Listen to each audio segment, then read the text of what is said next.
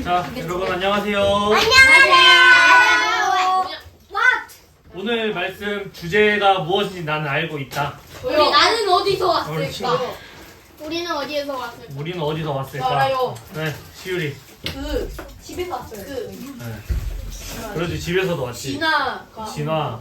진화론의 어. 실체하고. 맞아요. 진화론의 실체와 허구라는 주제를 가지고 왔는데 선생님이 그 제목에서 이 제목으로 바꿔봤어요. 다 같이 한번 읽어볼까요? 시작. 우리는 어디서 왔을까? 네, 진화론의 실체와 허구라고 하면은 무슨 말 하려고 하시지? 라는 생각을 먼저 해야 되는데 진화론 얘기한다고 했던 사람이 선생님이 갑자기 우리는 어디서 왔을까? 라는 질문을 여러분들에게 지금 던지고 말씀을 시작하게 됐습니다.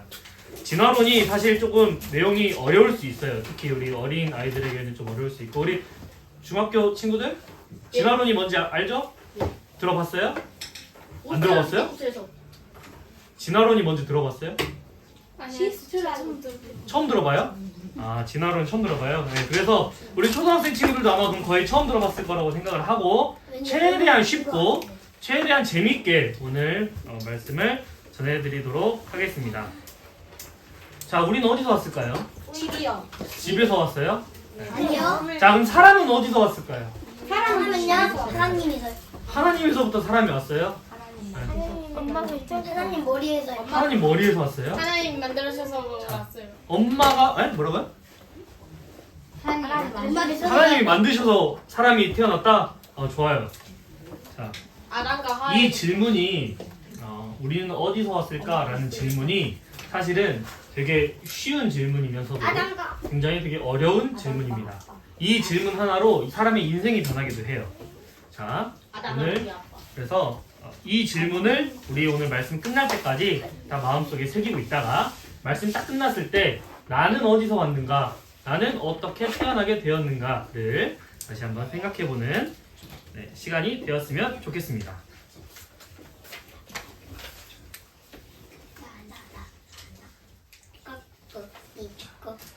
자, 여러분 이런 질문 한번 들어본 적 있을 거예요. 닭이 먼저일까요? 알이 먼저일까요? 닭이 먼저. 닭이 먼저예요? 알이 먼저예요? 왜 닭이? 자, 닭이 먼저다. 자, 알이 먼저다. 자, 왜 알이 먼저라고 생각해요?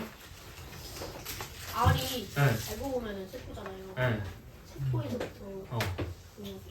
그 생물이 만들어진 거니까. 어쨌든 알이 있어야지 닭이 태어나니까. 자, 그럼 닭이 먼저다 했던 친구. 자, 닭이 왜 먼저예요? 지안이. 만약 하나님이 내려주셨다면 그냥 알을 내려주는 게 편한 게 아니고 그냥 닭을 처음부터 내려주시는 게 마지막 거고 저는 세포로 갔다 보이고 알 말고 닭으로 태어날 가능성도 있지 않을까요? 또 다른 의견. 지인이 좋아. 그냥 어. 가위바위보 장만 먼저 나왔으면 닭이 먼저 나왔다. 또 있어요? 또 다른 이유? 알을 닭이 낳았죠. 근데 닭이 알을 낳잖아. 알을 그러니까 왜 알은 닭을 낳으면 안 되지. 닭이 알을 좀 이상하게 거꾸로 됐어. 알이 닭을 낳으면 안 돼요. 예. 알이 닭을 근데 여러분들도 지금 이렇게 의견이 분분하잖아요. 근데 이게 수백 년 동안 사람들이 닭이 먼저야, 알이 먼저야 이렇게 싸웠어요. 실루엣.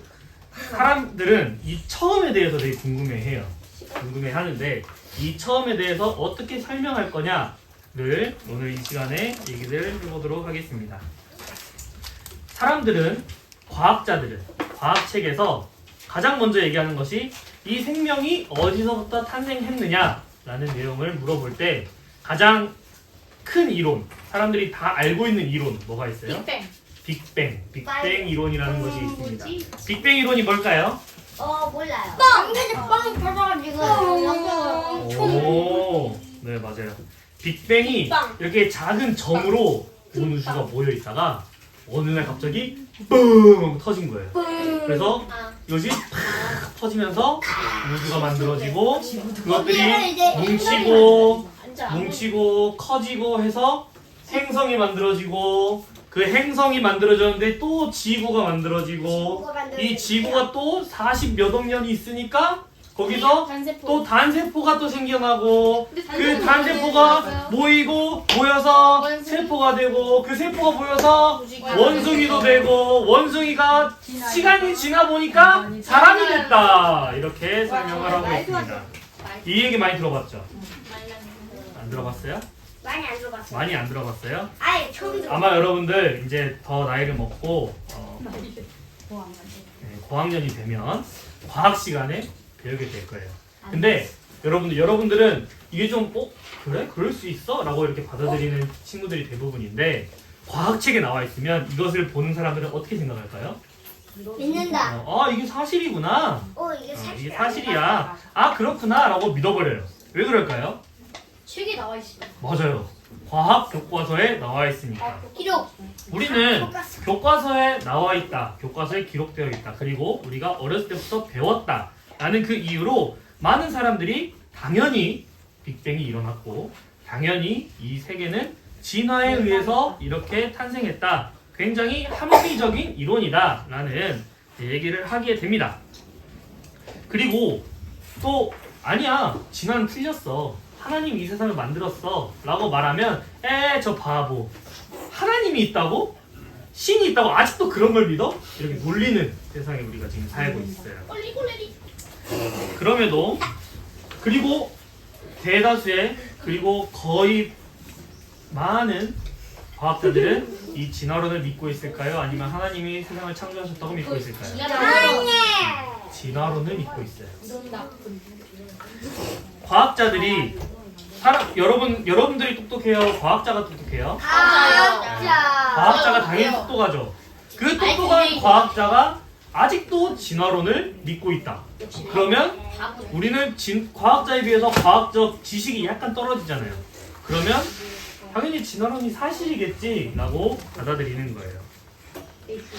어떤 사람들은 교과서에 가르친다는 이유로 그리고 과학자들이 나보다 똑똑한 과학자들이 이렇게 설명하기 때문에 진화론이 맞다. 진화론에 대해서 잘 모르지만 어쨌든 이 세상은 진화가 되었어 라고 얘기를 하고 있습니다. 만약에 진화론이 잘못된 이론이라면 잘못 엉터리라면 그 과학자들이 어떻게 진화론을 믿고 진화론을 가르치겠냐 이렇게 얘기를 하고 있습니다. 근데 이게 우리가 과학자들의 마음을 머릿속을 한번 들여다볼 필요가 있어요.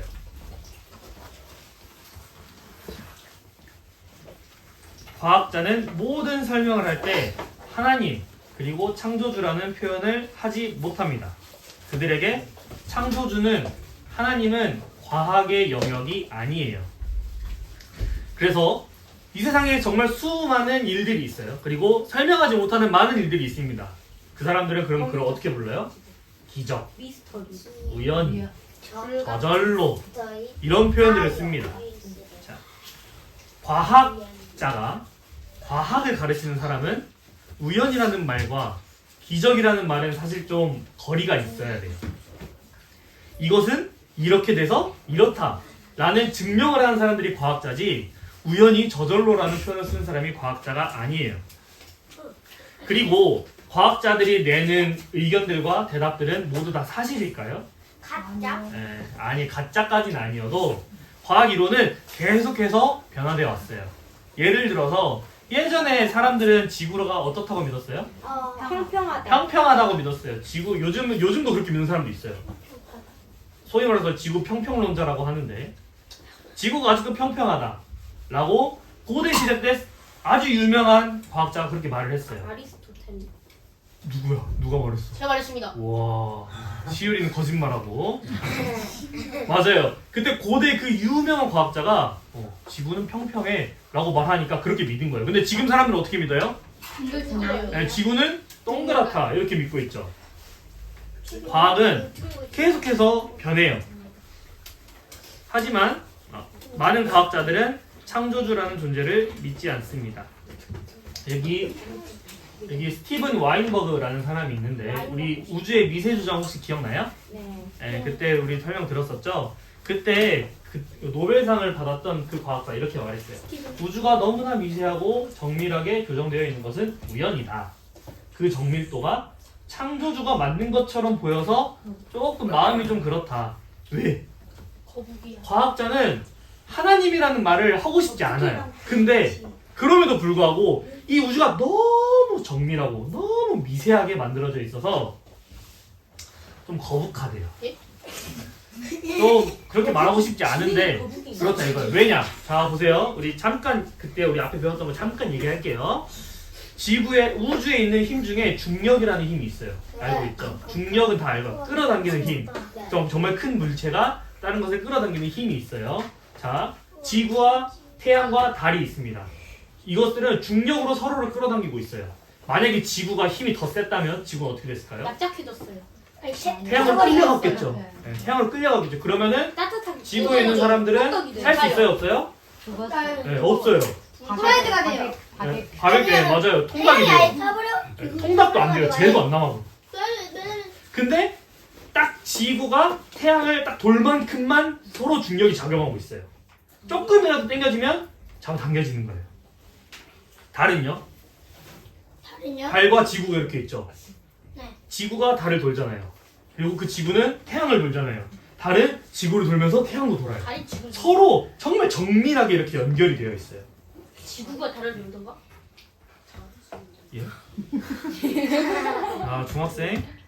자, 네. 그래서 과학자들은 하나님은 없다라는 믿음을 가지고 그 믿음을 가지고 과학을 설명하려고 하니까 좀 거북한 거예요.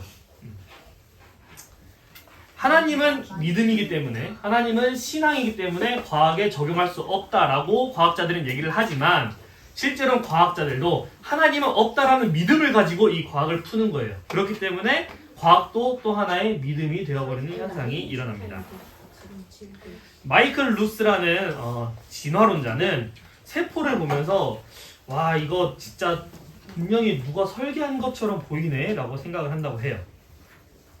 세포를 봐볼까요?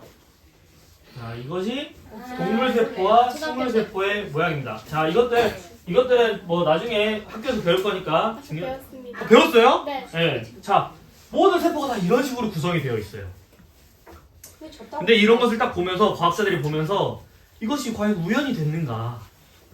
우연이 되어야 해. 왜? 하나님은 없어야 되니까. 이렇게 설명을 하는 거예요. 이것은 누군가가 아주 공들여 만든 것처럼 보입니다. 리처드 도킨슨이라는 과학자는 생명체는 아름답게 설계된 기계처럼 보인다라는 고백을 했습니다. 자, 이들의 공통점은 무엇인가요? 이 과학자들의 공통점이 뭐예요? 누가 만든 거? 셋 다 하나님을 믿지는 않아요. 근데 누군가 설계한 것처럼 굉장히 정교하고 정밀하게 설계된 것처럼 보인다라고 얘기를 하고 있어요. 자, 설계된 것처럼 보인다. 그런데 우리들은 설계되었다라고 말하는 거죠. 과학의 특성상 신을 가정할 수도 없기 때문에 그들은 정밀하게 설계된 것처럼 보인다라고 얘기를 하고 있습니다. 생명이 생긴다. 자, 그러면 지금 우리가 과학자들이 어떻게 말을 하고 있는지 한번 알아보도록 하겠습니다. 진화론을 정말 간단하게 설명하면 이런 거예요. 정말 아무것도 없었어요. 근데 그것에 갑자기 물질이 생기고 그것이 조금 더 복잡해져서 생명이 되었다. 그리고 그 생명이 오랜 시간이 거쳐서 지금 변해서 우리가 지금 살고 있는 이 세상이 되었다. 우연과 시간, 수많은 시간이 만나면 생명이 생긴다. 라는 얘기를 하고 있습니다. 과연 이것이 그럼 사실인가에 대해서 오늘 진화론에 대해서 한번 배워보도록 할게요. 우주는 빅뱅으로부터 시작되었다. 빅뱅은 무엇인가? 선생님 아까 설명을 드렸죠. 아주 작은 점에서 폭발로 인해서 퍼졌다고요. 이것이 빅뱅 이론이에요. 우주는 이렇게 생겼을 것이다 라고 주장을 하고 있습니다. 이 내용은 사실 어떻게 보면 정설로 받아들여지고 있습니다. 학교에서도 배우고 사람들은 이것이 진리처럼 여겨지고 있습니다. 이것에 대해 의심도 품지 않아요. 자, 빅뱅을 우리가 볼 수 있을까요?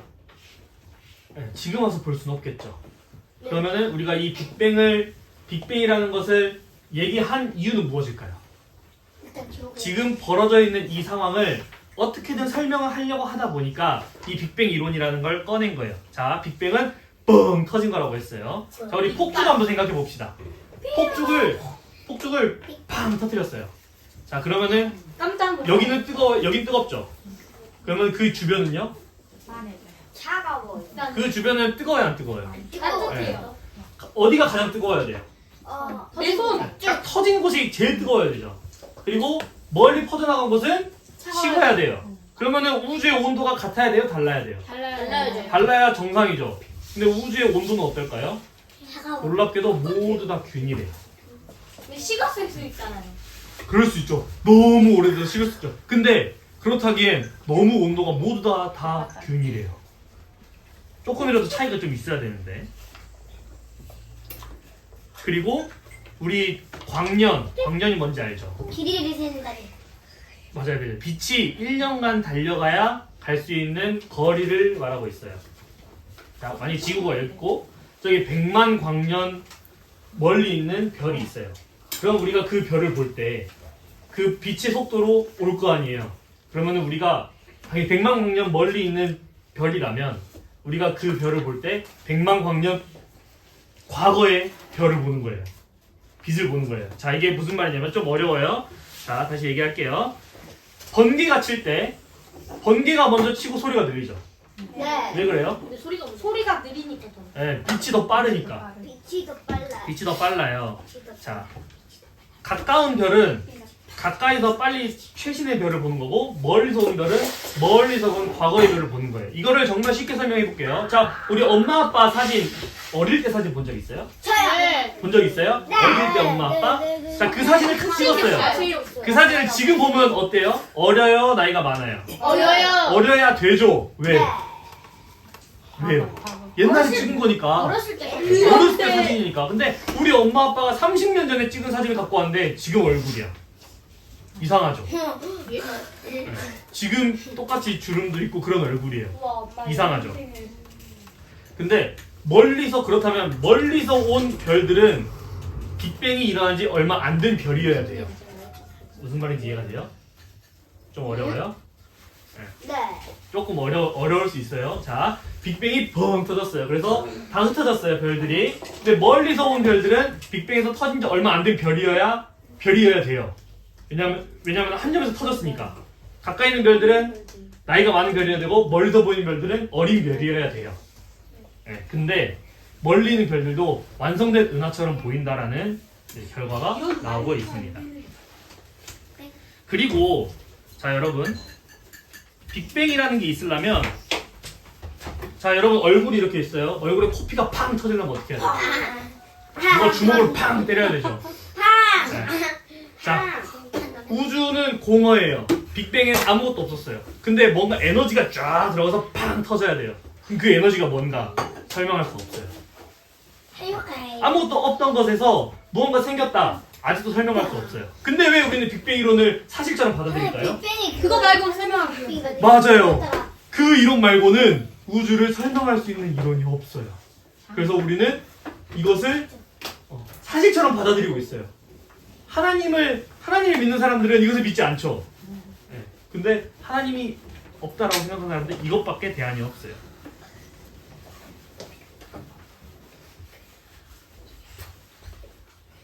지구의 나이는 몇 살이라고 생각하세요? 6천 6천? 50살. 6천. 100살. 6천년? 6천 100살? 좀 많이 어리네, 100살이면. 6천만 2250살. 2025살. 과학자들은 지구는 약 46억 년이 됐다라고 얘기를 해요.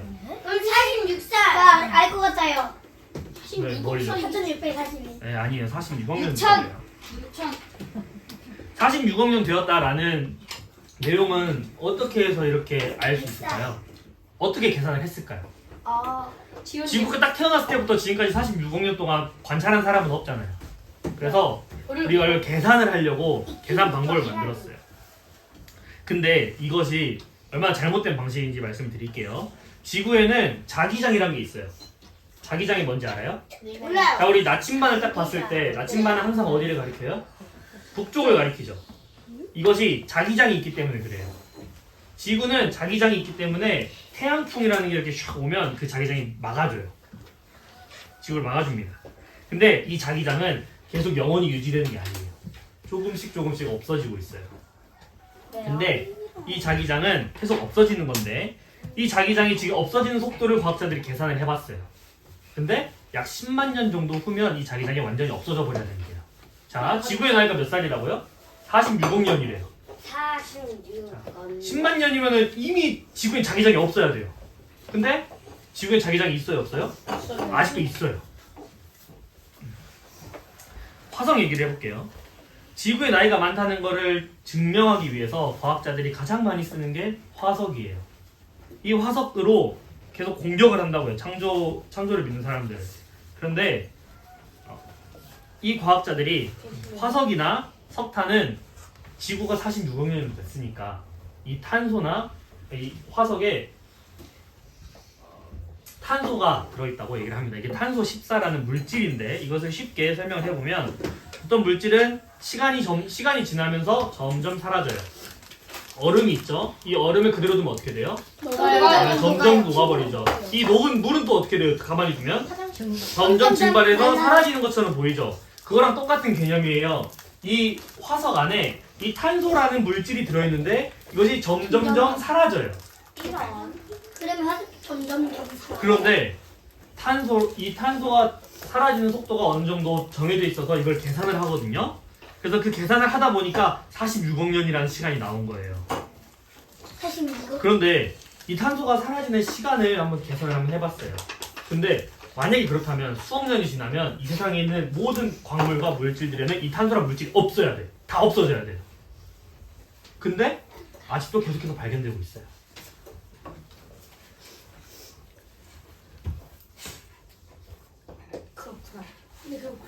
그런 걸 자, 그런 거였어. 나 지금. 돌의 나이를 측정하는 방법을 아까 전에 탄소 14 얘기도 했고 방사성 동위원소라는 것도 하긴 하는데 이것을 쉽게 생각하면 돌에 있는 성분을 가지고 이 돌이 얼마나 오래됐는가를 배우는 겁니다. 이것을 쉽게 설명하기 위해서 선생님이 시계를 가지고 왔어요. 자, 내가 시계를 가지고 가다가 이 시계를 떨어뜨렸어요. 네. 아야. 그러면 이 시계가 얼마나 오래전부터 떨어져 있었는지 확인하려면 무엇을 알아야 돼요? 처음 시간. 네. 몇 시에 떨어뜨렸는지 알아야 돼요. 그리고 이 시계가 몇 시에 일정하게 끝냈죠? 돌아가고 있는지를 알아야 돼요. 그리고 누가 와가지고 이 시계를 돌렸으면 이건 아무 의미가 없죠. 네. 아무도 손대지 않은 그 상태여야만 돼요. 이 세 개 중에 단 하나라도 빠지면 계산할 수 있어요? 없어요? 없어요. 공감대 빠지네. 그런데 아무것도 몰라. 이 정말 많은 변수들이 있는데 그냥 계산 탁탁탁 하는 거예요. 그래서 이 돌은 40억 년 이렇게 계산을 하는 거예요. 더 놀라운 사실이 있어요. 같은 돌을 측정했어요. 한 돌을 딱 갖다 놓고 이거를 이제 얼마나 탄소가 빠졌는지 계산을 했어요. 근데 이 돌 갖다 놓고 계산하는 사람마다 계산식이 달라요. 값이 달라요. 또 재밌는 거 알려줄까요? 예를 들어 어떤 돌을 딱 가지고 왔어요. 이 돌을 가지고 와서 딱 이걸로 측정을 해봤어. 근데 이 돌의 나이는 200억 년입니다. 이렇게 나와버렸어요. 자, 지구 나이가 몇 살? 40년. 자, 40억 년. 돌의 나이 몇 살? 200억 년. 자, 지구보다 돌이 먼저 생겼대요. 말이 돼요? 이런 말도 안 네, 말이 안 되죠. 자, 그리고 화산 폭발로 인해서 그곳에서 마그마가 돌이 됐어요. 돌이 굳어가지고 그럼 화산암이라고 하는데 막 생겼어요. 그거를 가져다가 실험을 했어요. 그럼 몇 년 나와야 돼요? 돌의 나이가 몇 년 나와야 돼요? 최소 뭐 1년 뭐 이 정도 나와야 되겠죠. 근데 수백만 년 돌의 나이 이렇게 나오기도 해요. 우리가 이 계산식을 믿을 수 있을까요? 네, 이렇게 되면 믿을 수가 없어요. 자, 빵을 막 만들었어요. 빵을 막 만든 빵이에요. 근데 이 빵을 딱 가지고 와서 딱 보여줬더니 자, 이 빵은 100년 전에 만든 빵입니다. 이렇게 말하는 건 똑같은 거예요. 썩었다. 네. 이해할 수 없잖아요. 썩은 빵이 아닌데 방금 만든 건데. 따끈따끈한 빵. 자, 진화의 증거 중에 또 화석을 예를 들 수 있는데 이 사진 본 적 있어요? 진화의 나뭇가지라는 건데 여기서부터 이렇게 쭉쭉 진화돼서 이렇게 돌아오는 거예요. 그래서 사람은 공통조상을 가지고 모든 생명체는 공통조상을 가지고 있고 이 공통조상에서 뿌리로 뻗어나서 우리는 서로 다른 모습으로 진화되었다라는 설명인데요. 이것을 통해서 화석을 통해서 우리는 이것을 알 수 있습니다라고 진화론자들이 얘기를 하는데 사실 이 화석이 발견되면 발견될수록 진화론이 틀렸다라고 말을 해주고 있습니다. 감사합니다. 야리. 화석들이 진화를 부정하고 있어요. 자, 진화론이 맞다면 원숭이랑 사람이랑 조상이 같아야 돼요. 그렇죠? 그러면은 무엇이 있어야 될까요? 중간 네, 중간 단계가 있어야 돼요. 중간 단계가 뭐냐? 자, 이렇게 예를 들어 볼게요. 여기 개구리랑 이 도마뱀이랑 조상이 같아요. 그러면 이 물고기에서 개구리로 가는 모양도 나와야 되고 도롱뇽으로 가는 모양도 나와야 돼요. 과학자들이 말하는 것 중에 바다가 먼저 생겼고 이 바다에서 육지동물로 좀 진화해왔다. 그렇다면 바다 물고기가 다리가 달려있는 물고기가 나온다거나 혹은 다리가 어떤 물고기는 다리가 달려서 물속에서도 숨을 쉬고 밖에서도 숨을 쉬는 그런 진화 증거들이 많이 나와야 돼요. 근데 발견된 적이 있어요, 없어요? 없어요.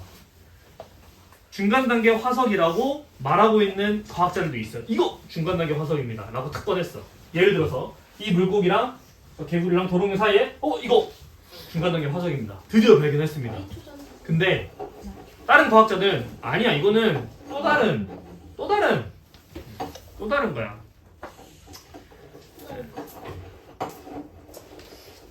이 부분에서 중요한 것은 정말로 연속적인 변화의 증거가 있느냐라는 겁니다. 자, 예를 한번 들어볼게요. 지금 진화론에서 파충류랑 새랑 공통조상을 공유하고 있다고 합니다. 네, 파충류와 조류, 맞아요. 파충류와 조류. 근데 와. 파충류랑 새랑 공통조상이면 뭔가 그 사이에 그 중간 단계 화석이 있어야 된다고 말씀드렸죠. 근데 새랑 파충류랑 신기하게 호흡하는 방법이 달라요.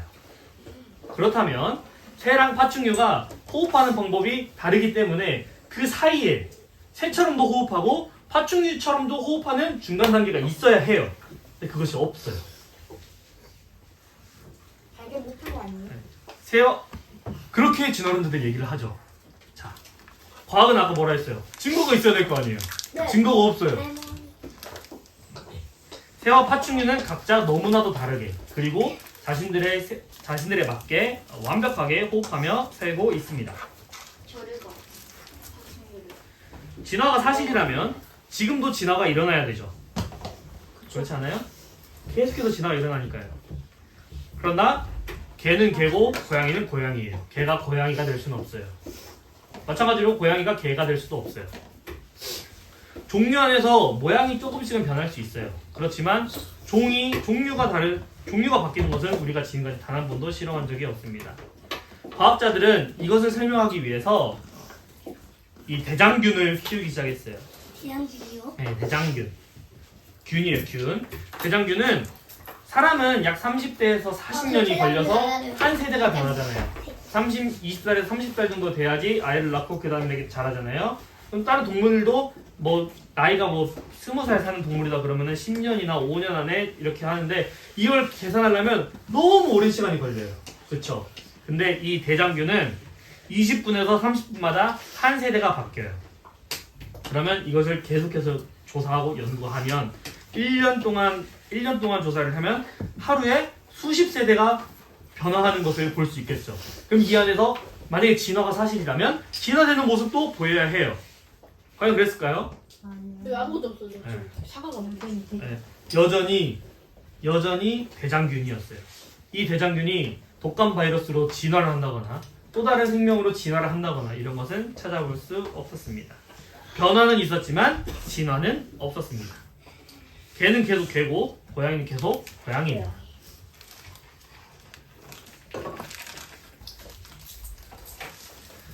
진화론에서는 무생물에서 생명이 자연적으로 생겨났다고 설명하고 있습니다. 그래서 과학자들은 이것을 설명하기 위해서 100년이 넘는 시간 동안 연구했어요. 끊임없이 연구했어요. 무생물에서 생명을 만들어내는 일. 지금 과학이 굉장히 많이 발전했죠. 네. 만들 수 있을까요? 네, 아직 발견되지 못했습니다. 생명은 훨씬 단순하지 않습니다. 세포, 우리 몸을 구성하는 작은 단위가 세포인데 이 세포조차도 굉장히 정밀하고 세밀하게 구성되어 있다는 걸 우리가 봤죠. 이 세포는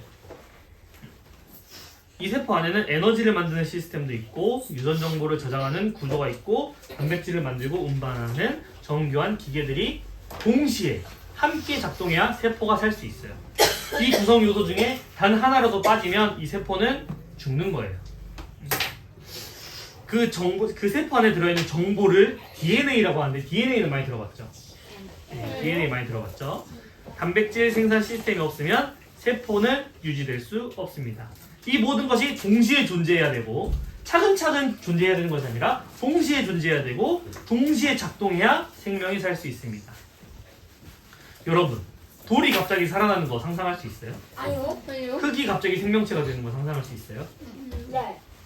있어요? 상상을 할 수 있잖아요. 상상은 할 수 있어요. 맞아요. 상상은 할 수 있어요. 맞아요.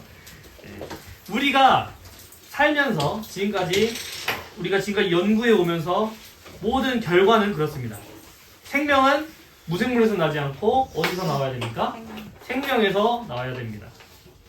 사람은 사람에게서만 나옵니다. 강아지는 강아지에게서만 나옵니다. 과학자들은 생명이 아닌 물질로부터 세포 하나조차 완벽하게 만들어내지 못하고 있습니다. 진화론에서는 이것이 우연한 과정을 통해서 만들어졌다고 설명하고 있습니다. 정보를 담고 있는 이 복잡한 설계도가 과연 우연히 만들어질 수 있을까요? 이것은 우리가 다시 한번 생각해 볼 필요가 있습니다. 과학 교과서에서 이거 혹시 본 적 있어요? 밀러의 실험이라는 건데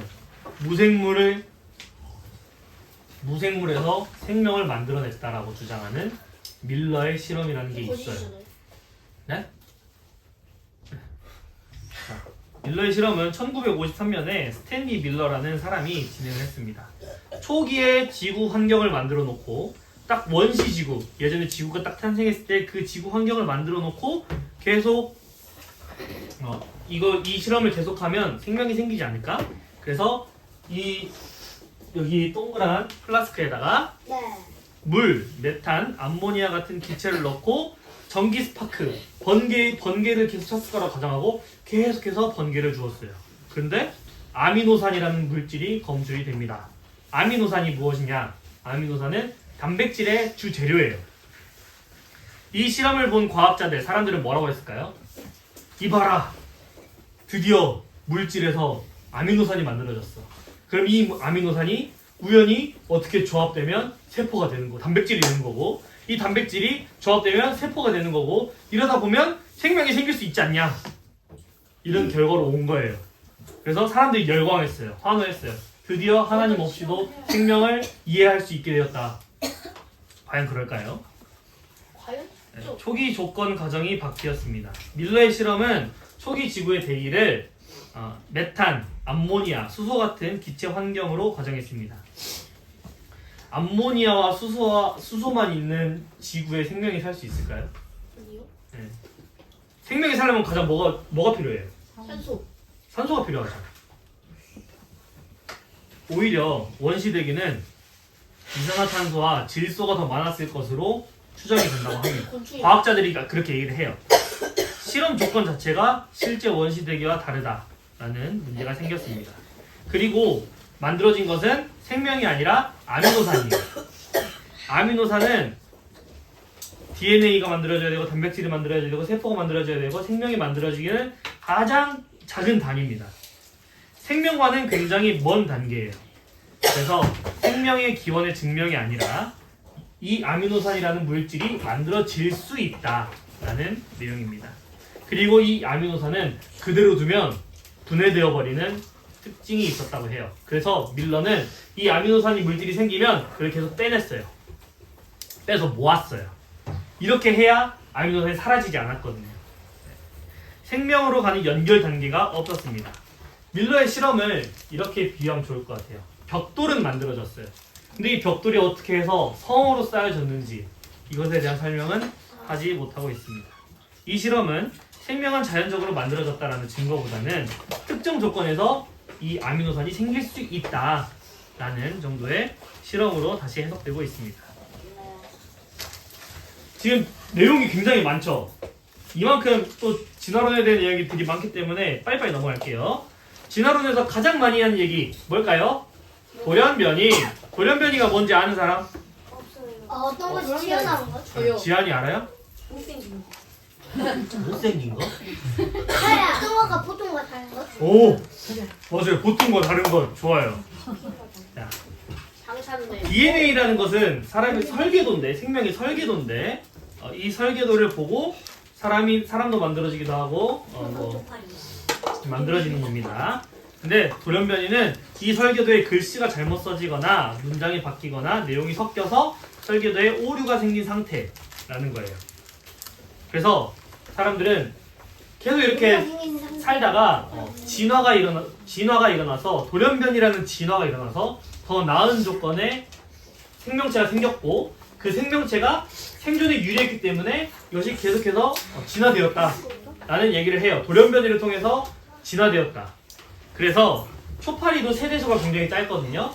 그래서 초파리를 가지고 실험을 했어요. 돌연변이를 내기 위해서 X선을 쐈어요. X선을 쐈는데 과연 그 슈퍼 초파리가 생길 수 있었을까요? 네. 쏴서 진화를 하나 봤더니 돌연변이가 생기게 생겼어요. 근데 뭐 날개가 사라지거나 날지 못하게 되고 더듬이가 나야 될 자리에 다리가 생긴다는 등 색소를 생산하지 못해서 눈이나 몸의 색깔이 변하고 그리고 눈이 없는 초파리가 나오기도 했어요. 돌연변이가 되어서 더 나은 걸로 형질로 변화되어야 하는데 더 낫기는커녕 더 퇴화되고 있었어요. 거의 모든 이 사례에서 퇴화되는 것을 발견했습니다. 이 더 우성인, 더 강한 형질의 돌연변이가 생기고 또 다른 더 강한 형질이 생겨야 이거 진화론으로 설명이 될 텐데 그런 사례는 보고되지 않았습니다. 그리고 돌연변이로 인해서 또 다른 진화가 되었다라는 것에 또 중간 단계가 있어야 되는데 그 중간 단계도 여전히 발견되지 않았습니다. 지금까지 우리는 진화론에서 주장하는 내용이 사실과 다르다라는 내용을 살펴봤어요. 진화론은 완벽한 설명이 아닙니다. 가정과 해석 위에 세워진 이론입니다. 그렇다면 우리는 어디서 왔는가에 대한 설명은 진화론은 충분히 해주지 못하고 있습니다. 과학은 앞서 말씀드렸던 것처럼 기본적으로 하나님은 없습니다 라는 기준 위에 세워진 학문이에요. 하나님은 없다라고 가정하고 시작합니다.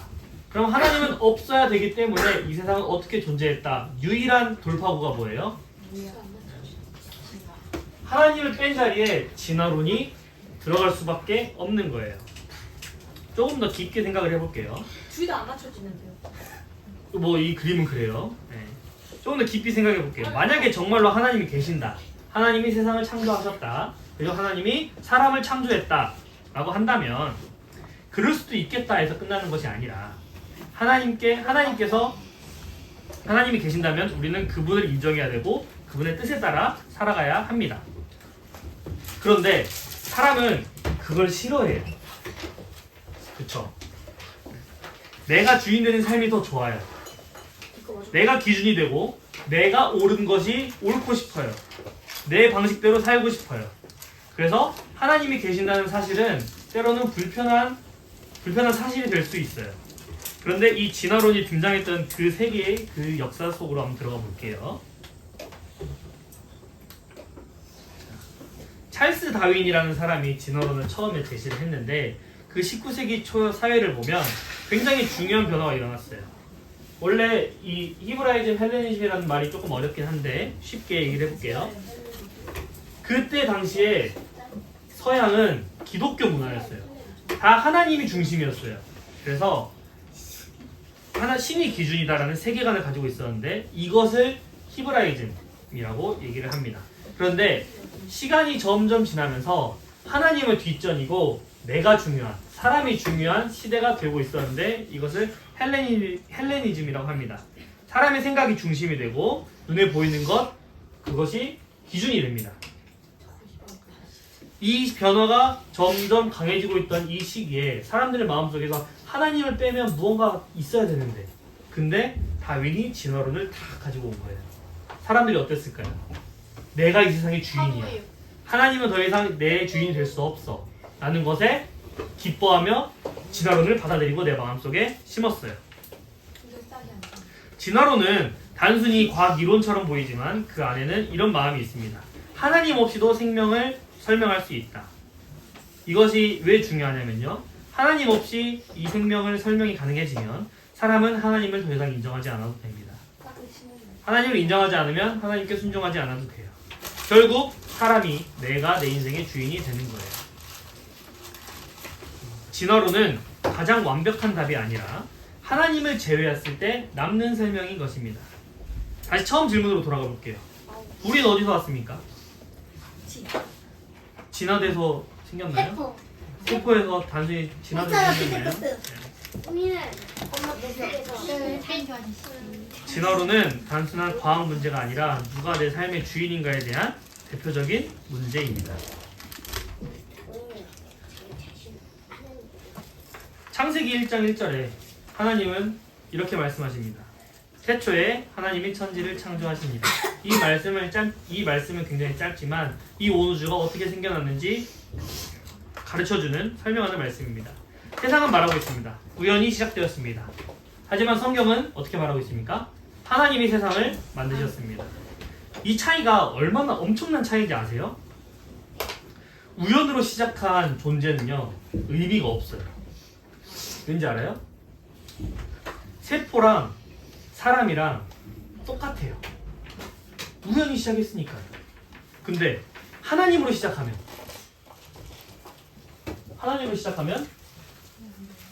내 영광을 위하여 창조한 자. 사람은 하나님의 영광을 위하여 창조한 자라고 말하고 있습니다. 자, 여러분들, 사람은 그냥 존재하는 것이 아닙니다. 여러분들은 그냥 존재하지 않아요. 하나님께서 어떤 목적을 가지고 만드셨습니다. 세상은 말합니다. 너는 우연이다. 너는 물질이다. 하지만 성경은 너는 하나님의 작품이다. 너는 하나님의 계획 안에 있다. 여러분들 한번 생각을 해보세요. 내가 우연히 생긴 존재라면 내 삶의 진짜 의미는 무엇일까요? 여러분들이 실수로 만들어진 존재라면 여러분들의 삶의 이유가 있을까요?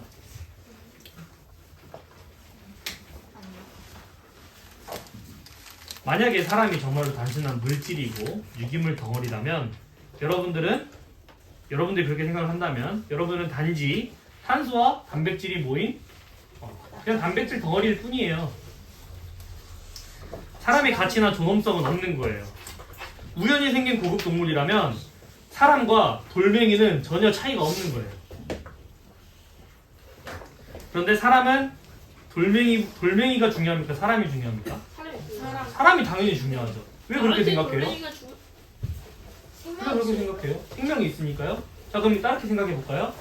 조류파동이라고 해가지고 닭 오리가 갑자기 막 전염병이 팍 퍼졌어요. 그럼 어떻게 해야 돼요? 죽여야 돼요. 땅을 파가지고 다 파묻어 죽여버려요.